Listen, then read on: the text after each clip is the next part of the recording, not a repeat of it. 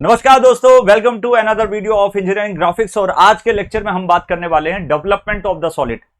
तो किसी भी सॉलिड को देख के कैसे उसका डेवलपमेंट किया जा सकता है and how it can be done with the different methods, और इसमें प्रिज्म और पिरामिड के क्या क्या केसेस होते हैं वो सब बात करेंगे। We will start with the pyramid case और बहुत ही सिंपल है। सीधा सा समझो कि मान लो कि ये 3 डायमेंशन का मैंने कोन लेके आया। Got it? ये 3 डायमेंशन का कोन सबको दिख रहा है अच्छे से? ओके। और मैं क्या किया, इसको ओपन करना चाहता हूं। तो ओपन करूंगा तो एक लेयर ये होगी, फिर दूसरी और फिर तीसरी लेयर। ये जो ओपन करना है that is called the development of the solid. सबसे इंटरेस्टिंग चीज है कि फॉर एन एग्जांपल मान लो कि मैं क्या करता हूं, ठीक है, इसको इस तरीके से रखा, क्लियर। और फिर मैं इसको क्या कर रहा हूं, एक कट यहां से ऐसे कर दिया। तो हाउ इट विल ओपन और इसकी डिजाइन कैसे दिखेगी? Got it? तो इसी को ही बोलते हैं बेटा डेवलपमेंट ऑफ द सॉलिड। बहुत बेसिक और बहुत सिंपल है, आराम से समझ में आ जाएगा।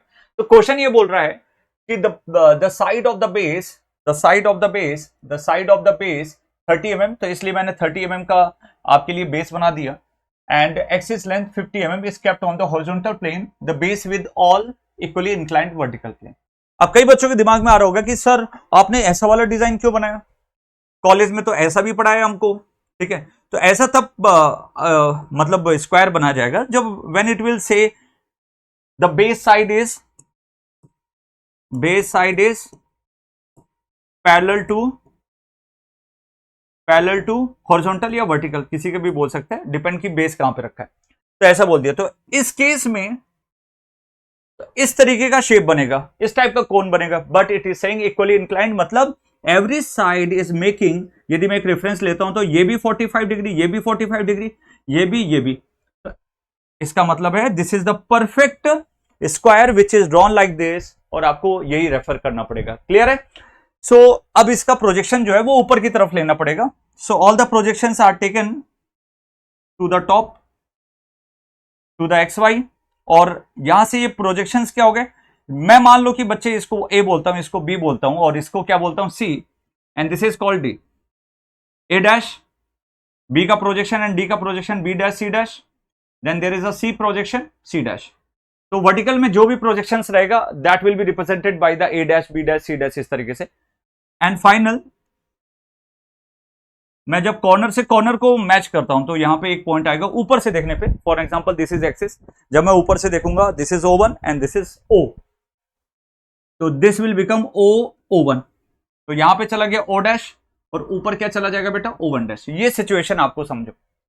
नाउ क्वेश्चन आगे बढ़ता है। And cut by the auxiliary inclined plane at 45 degree. तो ये सिचुएशन कहां पे बन रहा है, एंड साथ ही साथ वो बाइसेक्टिंग द एक्सिस, मतलब ये क्या कर रहा है, एक 25 mm पे, 25 mm पे एक पॉइंट मैंने रेफर किया, और साथ ही साथ उसने एक एंगल बनाया, और वो एंगल कितना बन रहा है, तो मैं परफेक्ट एक यहां पे एंगल रख देता हूं, और वो एंगल कितना बन रहा है बेटा, 45 डिग्री एग्जैक्ट, ठीक है। तो ये मैंने 45 डिग्री का एंगल बना दिया। Got it?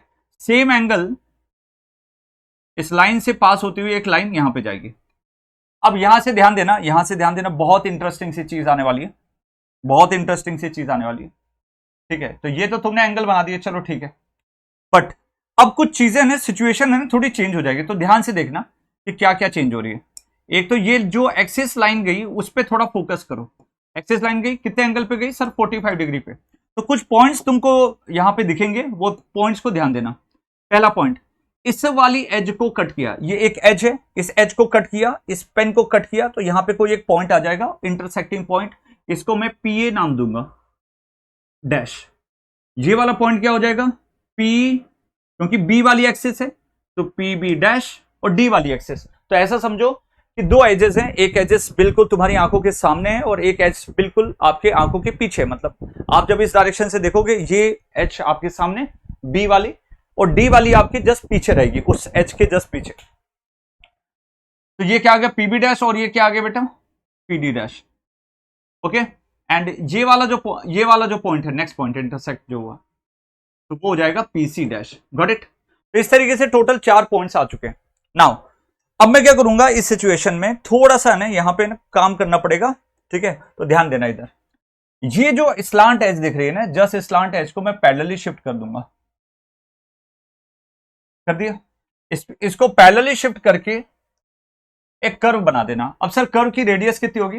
This is becomes the O1, capital O1, this becomes the capital A। तो मतलब कैपिटल O1 ये वाली जो एज थी वो मैंने ऐसे लेके इसी को मैंने क्या कर दिया, सर्कल बना दिया, एक आर्क बना दिया। ऐसा नहीं पूरा सर्कल फॉर्म करना, एक आर्क बना दिया एंड इसकी नोटेशंस यहां से A देना शुरू किया। अब मैं क्या करूंगा, ठीक है, 30 mm का डायमेंशन था एक बेस का, तो मैंने 30 mm का डायमेंशन यहां पे रखा, इधर कट किया, इधर रखा, इधर कट किया, इधर रखा, इधर कट किया, ठीक है, इधर रखा, इधर कट किया। तो अब देखो यार बच्चे, तो इस तरीके से डिफरेंट एजेस का जो है वो फॉर्म हो जाएगा। I hope it is clear, ठीक है।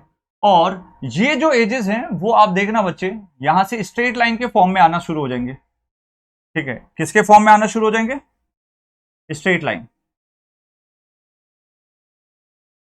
ठीक है। तो ये बन गया A B C D, फिर वापस कितना हो गया? A हो गया। I hope it is clear.